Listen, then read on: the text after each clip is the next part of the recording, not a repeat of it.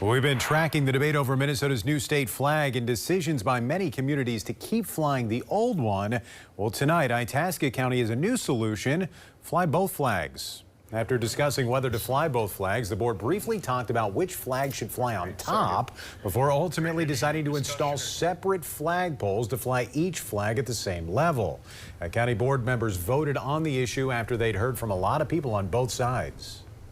I'm not ashamed to say that I'm a Republican and believe in its core values, and I'm not being divisive for wanting the Itasca County Board to replace the 2024 Minnesota state flag with the traditional L'Étoile du Nord flag.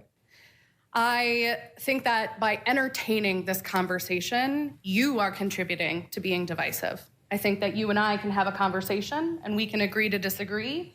And I think that when our government leaders are not standing up for decisions that have been made as a whole for this state.